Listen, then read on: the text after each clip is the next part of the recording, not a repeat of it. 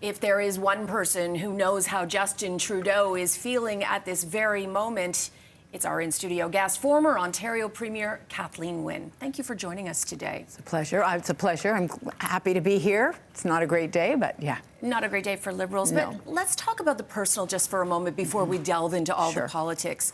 You've been in a very similar position. You are uniquely qualified to comment on what Justin Trudeau is probably feeling at this moment.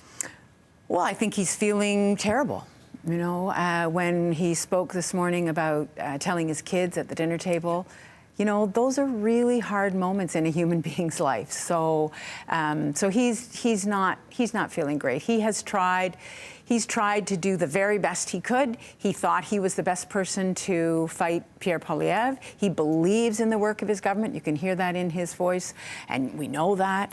And so to get to the point where really his caucus is not willing to support him going forward, because that's the thing that has made his continuing impossible, that's a really bad feeling. And so my heart goes out to him today. On that front. On that front.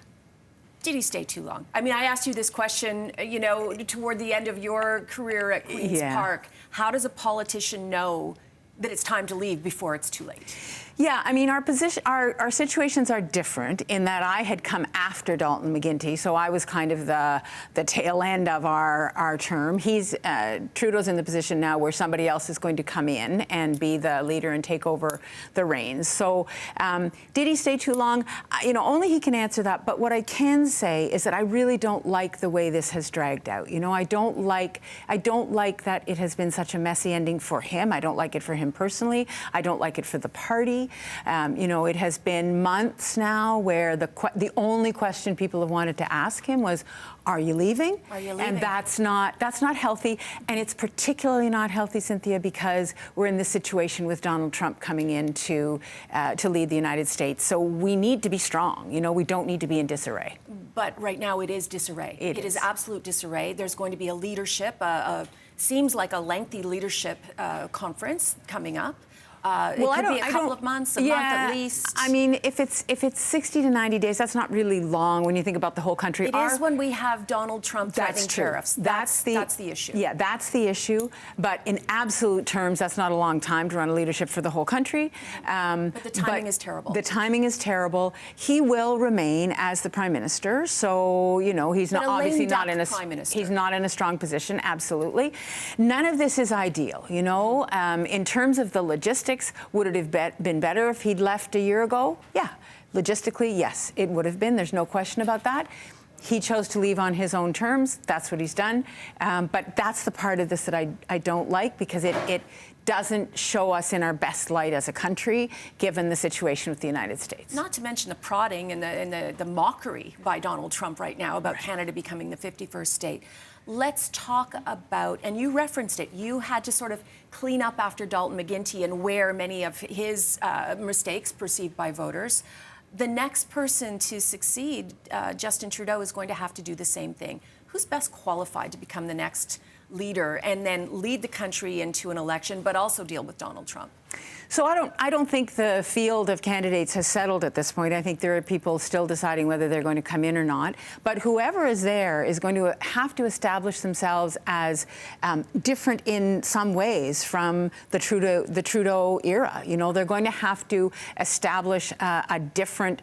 There's going to have to be some light between them and the former Prime Minister. There's no doubt. Freeland do that? Well, I think Chrystia Freeland. I think with the letter that she wrote, I wouldn't have said it before she wrote that letter, but the letter she wrote saying she was not going to continue, that she was going to step down, and made it clear the things that she'd been arguing with the Prime Minister about, or that they'd had conflict about. I think that did set her on a path to being able to say, look, I had differences. I was a good soldier. Yes, I did my job. But at some point I said, I'm not going to continue. Would voters buy that, though? They seem very disanfranchised with the Liberal government right now. Yeah, well, I think that the overarching issue, Cynthia, is that there is a lot of disillusionment with Liberals in general. Definitely. That's the point. I think Trudeau stepping down changes that calculation a little bit, because a new leader will have a chance to establish themselves and, as I said, put some light between them and the Prime Minister. What about Mark Carney? Well, I was just going to say, you know, maybe it's somebody from the outside who has not been in the government,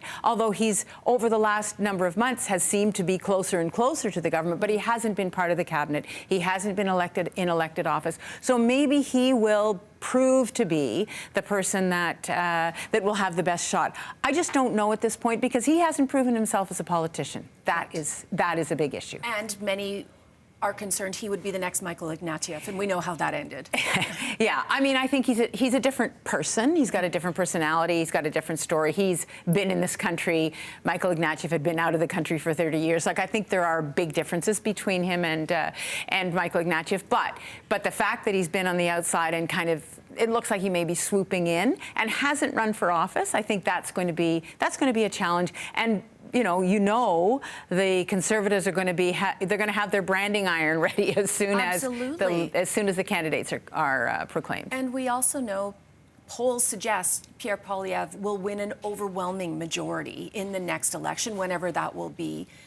I guess who is uniquely qualified to sort of stop the bleeding as much as possible and bring the party back to life? Because it is facing a very difficult election. For sure. And that's why I'm pleased that there's going to be a leadership competition.